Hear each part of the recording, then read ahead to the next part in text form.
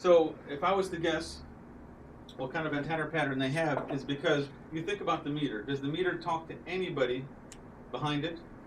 No. Oh, actually, yes. No, from the radiated RF wise, does it talk to anybody from behind That's what they said, because they talk to each other, so they have to go through to the other house. it? One Okay. house to So the if other so house. if it's I know where you're taking us. You're thinking 180, yeah, but they. that would be my guess. Yeah, I know, but they were saying. So they have what to I would talk to each imagine other. that they would do, because going through the house is an impossible task unless you have a lot of power. We told them penetration, this and that. The issue Yeah. of penetration. They said no, but let's assume they're not talking to the back. They just Okay, so looking yeah, so to the front. Well, let's just talk a little bit about. Well, then let me finish this and then we'll come Yeah, back. I'm sorry. So no problem. It's a very good practical question we're going to come to, inshallah. So you'd have to worry about the elevation for that reason, because somebody might be down below you, and the reason. So you're going to have to point it down maybe to figure to point it to that guy to make sure that you can aim to him. And the reason is that you're gonna start doing some debug. You're in the field, or you're even doing your deployment planning now. You're starting to do some deployment planning because we don't have a lot of time. I'm sorry. Someone's doing their deployment, right? And they're starting to do their planning. He says, look, there's some guys that are on the edge here, some guys that are edge here, and there's some people that the guy who's here, he's also 10 degrees below the AP. He's 10 degrees down because he's in a valley. He's 10 degrees down. And this guy might be, 5 degrees down. This guy might be 20 degrees down. But the guy is further away. Generally, as you get miles away, if you do your trig, remember your trig? It's, you look at your antenna tower height with the elevation. And the ground elevation will be different as you go away, right? Because sometimes there's little valleys. Sometimes there's all sorts of things along the way. Sometimes there's just the street goes down. So you'll look for the level of the ground and the level of the antenna, wherever that antenna is. This is your AP, and this is the AP height. You might be on a 100-foot tower. So take more like a outdoor Wi-Fi kind of experience. If you're 100 feet off the ground with your AP antenna, and then you have another subscriber that's here, the way you figure out what your angle is by doing your tangents, right? You remember your tangents? Yeah, no Right. problem with it. So this angle here is the same as that angle, right? So if we're looking at, this angle is the same as this angle right here. So if you're trying to figure out how much down tilt you have here, it's the same as this one here. But really what it is the delta between these guys. This is the opposite. This is your hypotenuse, right? And this is your adjacent. So if you take the tangent of that angle, you guys remember old houses are houses of age? Is equal to opposite over here. So you take the delta in height over the distance. Right? So the delta in the antenna height, delta in height, divided by the distance that you have between them. So this is your distance between them, and this is the delta in the height. And that'll tell you what angle you're going to be at. So if somebody told you, hey, I did my distance calculation, and it's showing that I should be at minus 70, but I plugged into the radio and it's showing me minus 778. So you start to debug, you've got to figure out why is it 8 dB low. So before you even start doing any debug, you should do this calculation to figure out where am I in the antenna beam, right? Maybe already I'm a guy who is at the edge of the sector, so I've already dropped 3 dB that way, because I'm not. Maybe that's that antenna or that subscriber. He's not in the center of the sector. Maybe he's off to the edge of the sector, so he's already 3 dB down there. And then maybe he's also 5 or 6 degrees below the AP. He might be 5 or 6 degrees below the AP. And so you'll pick up a few more dB there. You'll do your calculations to figure out where are you in the azimuth, where are you in the elevation, and you adjust for antenna alignment. You'll adjust for antenna alignment in the azimuth and the elevation, then you'll get to the final power level. So how do you find that power level? And then we'll be ready finally for the question that Sammy asked. You guys remember link budgets? Remember? I think I saw it in Mel's PowerPoint that he presented as well, but we talked about it last time from a different perspective, and I saw it in his description. I hope maybe you guys were. I didn't realize that he discussed it, so I hope that I didn't confuse things last time. He discussed things in linear form. I discussed things from a dB perspective. Why is dB more useful than linear? dB is more useful than linear because it's a simple subtract and add. If you look at things in linear means watts. You got to start from how many watts of power are coming out of my transmitter, and then you got to do the loss in watts, and then you got to convert in watts, and then you got to do divide and multiply. Dividing and multiply is hard, right? It's harder to do a divide and multiply function than it is to do add and subtract. So to be able to do add and subtract, it's much easier to do dBs instead, the log. So let's say that I had my, going back to that same example, you have your AP here, and you have your subscriber here, your station, your subscriber, and you have a certain amount of distance between you guys, right? There's a distance here, distance factor. So how would I determine how much power I should be receiving here? What is my received power at this point here? Power received. The power received at that radio. So if Sammy was going to go and plug into that radio, the radio says he's receiving minus 78 dBm. So Sammy wants to figure out, does this number make sense, or is there something wrong with one of my devices? Is something wrong with this AP? Or something wrong with my station? Or is there something wrong with one of the antennas? Or is there something wrong with the alignment? Can I give it the right amount of power by fixing the alignment? Somebody told him that the power, according to my model, says that the power should be minus 70, and he's seeing minus 78. So Sammy says, okay, well, how do you figure out the power that's received? Well, you know how much power you're TXing from here, the TX power, and you know how much your AP antenna gain, and you should know what your subscriber, let's call it the subscriber antenna gain, antenna G, okay? And then you have your loss from the distance loss. One more time, I'm sorry. So we know the TX power, and what other can you go? So I'll add them up in a second here. So you know your transmit power that your AP is transmitting, and then you connect it to your antenna. So the power comes out of the AP, and you have a small cable or sometimes no cable connecting directly to your antenna. And then so the antenna has gain. So that boosts the signal up, but it hasn't been transmitted yet. So let's say you started with your TX power, just to do some simple numbers, was 10 dBm. Okay, and let's say your antenna gain added 20 dB to it. Your antenna gain was 20 dB, and your antenna gain on the subscriber side. Let's say the antenna gain on the subscriber side, station or the sub antenna gain, we call it. Let's say that he was 10 dB, and let's say that we were 1 mile away. The distance was 1 mile. Okay. Okay, one second. So this is the network that you're on right now. Okay. Okay. And let's just assume for right now that you're pointed directly at him. So if I say the antenna gain's got 20 dB of gain, the antenna is a 20 dB gain antenna, and 10 dB, when someone says that, they're assuming you're pointing right at it. And then you have to adjust the antenna gain for, are you right in the center of the azimuth, or are you off to the side, and adjust it. So if you're off at the edge of the antenna's sector gain, then you have to drop it by 3 dB. So instead of 20, the AP antenna might be only 17, right? But if you're also down below it, you have to adjust again. So for now, let's just assume that it's pointed directly at it so we can figure out how much there is. So if I wanted to figure out how much power is received, I'll start with saying, okay, well, it depends on how much power I TX'd. So I transmitted the TX from here, plus my AP antenna gain,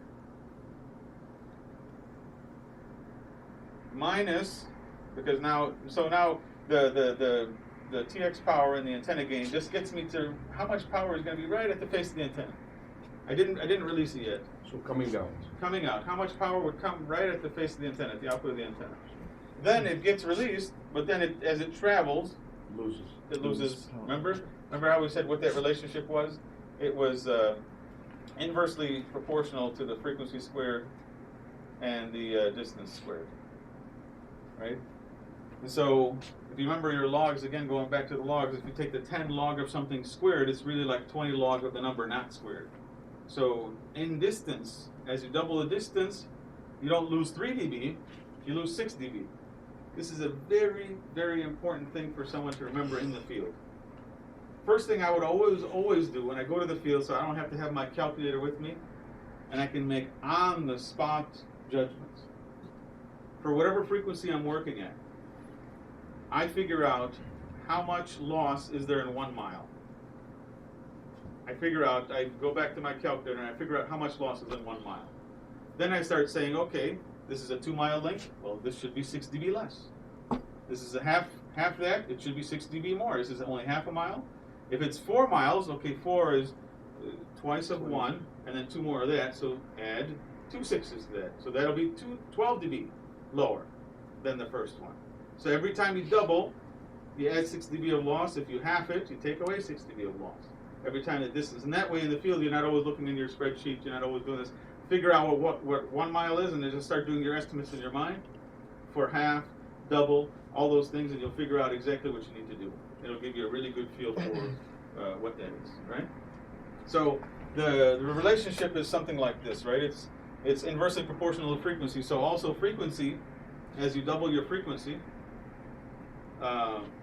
your power will also start getting one of the benefits of low frequency. The low frequency is that it propagates farther with less loss, and it's because of this. We'll just call it the loss equation. The free space meaning you're just in the air and there's no trees in the way, the line of sight. Straight loss, if I was 1 mile away, how much loss would I get? And that equation says that the loss is proportional to the distance squared and over, it's really this, right? If we look at the whole equation, the loss is it's lambda squared distance squared, right? 4 pi squared also here. It's proportional to this. But remember what we said lambda was? We erased it. But we said, you get your speed of light if you're in a free space medium.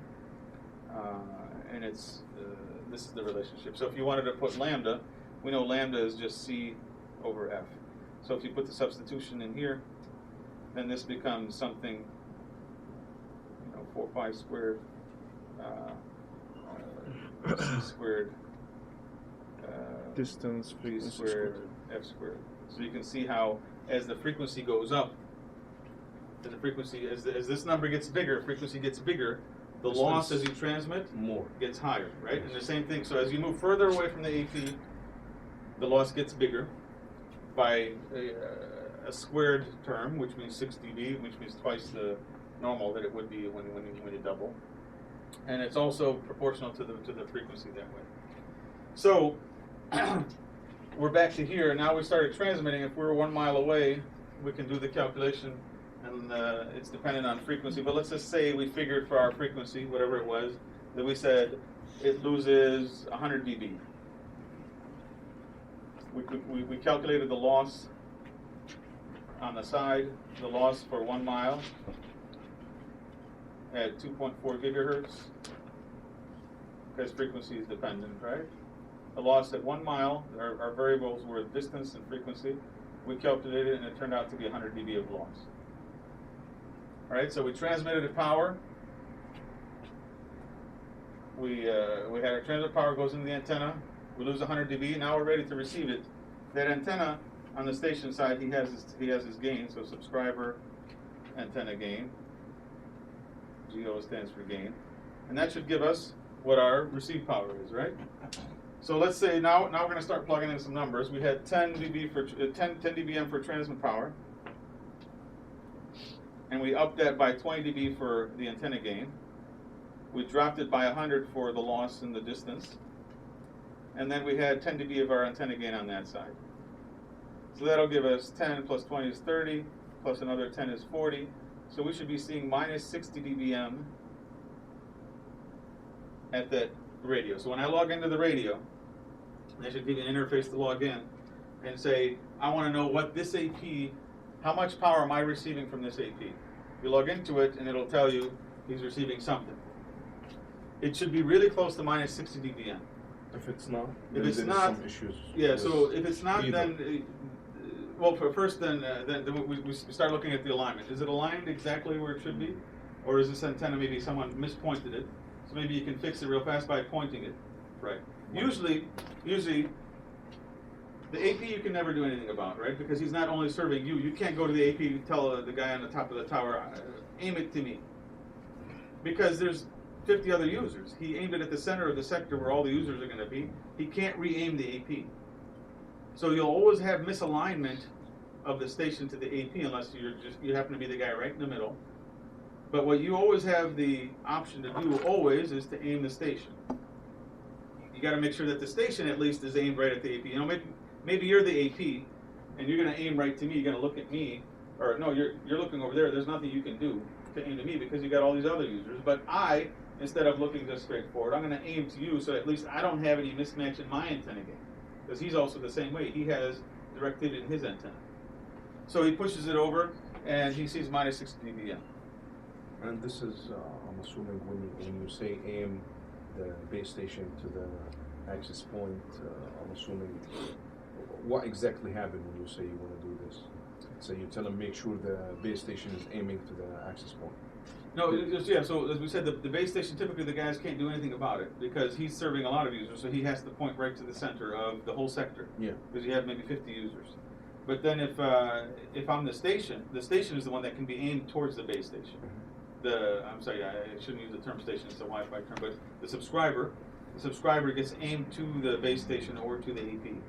So if you're the AP, you're going to continue looking forward, but I'm the station over here, I'm going to aim to you.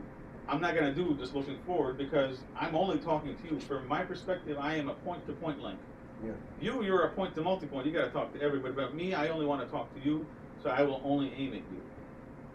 Different than the whole mesh. So it should aim, the base station should aim directly to the access point. No, you mean the subscriber. The subscriber. Yeah, exactly. The subscriber should point directly to the base station, to the access point. To the access point. That's right. Yeah. So this is a very important thing to become very, very, fast on your minds. Figure out what is 1 mile for you, and then from there you can figure out. Well, let's say somebody said this is still line of sight, and there's no problems with the antenna. Somebody said this is okay. There's another subscriber at 2 miles. There's somebody else at 2 miles. The guy at 2 miles should be at minus 66 dBm because he's twice the distance. His power should be 6 dB lower than the guy who is at 1 mile. Right? So you can start figuring out, if the power is right. Maybe you understand, like, hey, the vendor is lying to us because all across the network, I'm getting power levels that are 2 dB lower than what I'm supposed to be getting. So somebody is lying to me. Either the transmit power is lying, where it's not really transmitting what he said he's transmitting, or the AP antenna is lying. Those guys gave me a spec that's not really meeting it. Or the station antenna is lying. Those guys gave me antenna gain that's not true. Or the receiver itself is misreporting power. Maybe the receiver hasn't been calibrated properly, and he shows me the wrong power. You'll look back at the spec of the receiver, and you say, what's the spec on the receiver accuracy? And you might say, well, the receiver accuracy is only plus or minus 2 dB. Well, if it's only plus or minus 2 dB, the accuracy, there's nothing you can do about it. They'll say, well, that's within the measurement error, so it's still in spec. Because maybe they said it's plus or minus 2. So that might not be a big problem. But usually the kind of problems you're looking for are 7, 8, 10 dB problems. So now going back to Sammy's question, now that we understand how power and antenna alignment kind of work together, and we have an idea for this link budget equation. So what if? So how would a typical mesh or how would not, I don't even want to say typical, how would something that was mesh, let's say it was 180 degrees, because for the most part, whether the antenna is 120 degrees, 180 degrees sector, you're just talking from the front, just like me, I'm talking this way. Just the front. Right? Yeah, the guys behind me can hear, but just not quite as good as the guys in front, right? It doesn't mean no one can hear me back there, but it means that some people can hear me back there. Just not very good, the guys who sat back here. But the guys on the other side of the wall, even lower. The guys on the other side of the wall, even lower. So that means, like from our antenna perspective, that's called the front to back ratio. So how much gain is in the front and how much gain is in the back. So the front might have 20 dB of gain, and the back will have 10 dB of loss. Right? If that's the case, then there's a 30 dB delta between the front and the back. That's what we call the front to back ratio. So if someone gave me an antenna and said, okay, here it is an Omni. Maybe they're using an Omni. So if they're using an Omni, they have a wall behind them. So the wall will act as an absorber, as a reflector, and he won't let a lot of that power in because a lot of these houses are brick or they have metal or they have something in them. But they're going to each absorb at least 10 dB, at least. Even if it's an Omni or if it's transmitting power in the front and the back, it'll drop the power by at least 10 dB, at least 10 dB. So the front to back will be 10 dB, and we can do some examples of what that means for power. So if he drops 10 dB, that means the guys behind him can hear him just 10 dB lower than the guys would have in the front. But he has to go through the other wall again to get out of the house, so that's 20 dB, and if there's somebody walking or if there's a refrigerator or some big metal object, those are the worst, big metal objects. And the smaller you get in frequency, the more detrimental these objects will be. So like having a big refrigerator in front of something 5 gig. So the closer you are to these metal objects, let's say that I was a 5 gig signal coming in.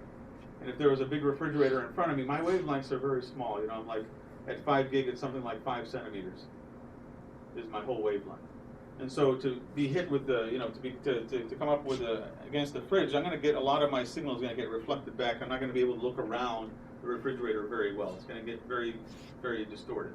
But if that's if I'm really close to the refrigerator. But if I'm far away from the refrigerator, yeah, the refrigerator will hinder my signal, it will drop my signal level some. But a lot of the signal will be able to go fringe around that refrigerator, right? And so in the house, if it goes through the one wall and has 10 dB of loss and it goes through some other things in the house, another 10, and goes through another wall, that's 30 dB down. So let's just do some numbers, 30 dB down. So if these guys say that it works also through, from houses that are behind one another. So my house, let's say that, let me do some erasing, just give me a second. Let's say that we have 2 houses and just go through some numbers and see what makes sense.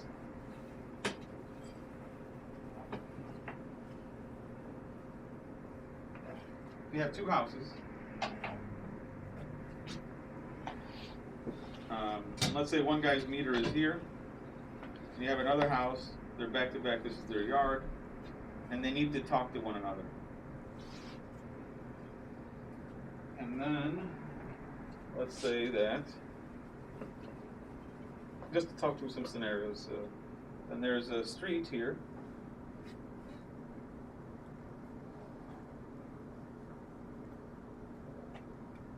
And these guys see each other also. The meters are here. Meter 1, meter 2, meter 3. And now for the sake of argument, let's assume each of these transmits the same power. Okay? So let's say that they each transmit 0 dBm. 0 dBm doesn't mean no power. It means, if you remember your log terms,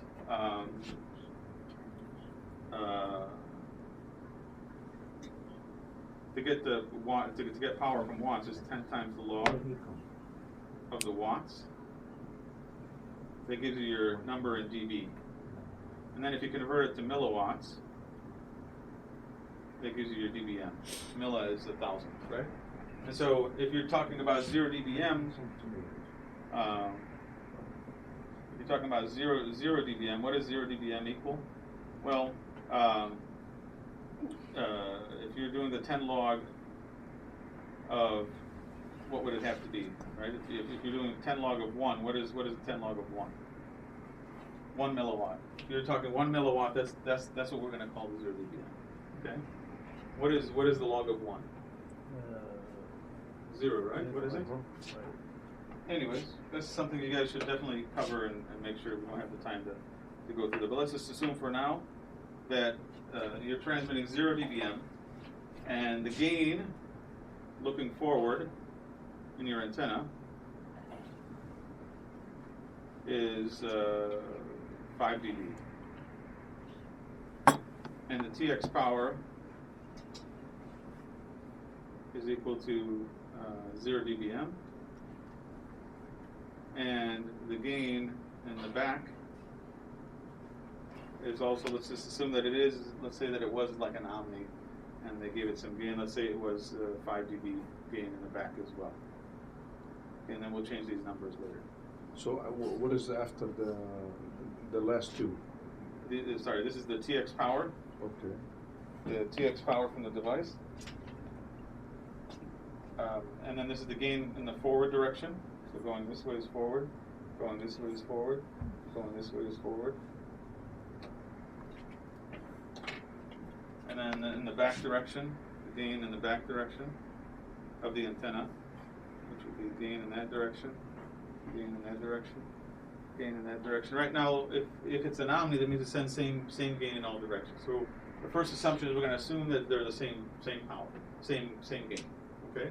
So we're going to see how much power, and if the distance between, let's just say that the distance between these guys, distance, was 100 feet, right? And we're going to assume that the distance for these guys is also 100 feet. Okay? So we're going to assume 100 feet distance here, 100 feet distance here. We're going to take a look at what the different power levels arriving from each of these devices would be, knowing that they're the same distance.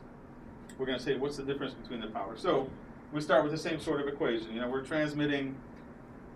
Let's do the easy one first. We're transmitting 5 dB, 0 dBm, and let's say at 100 feet, let's say the loss is 70 dB.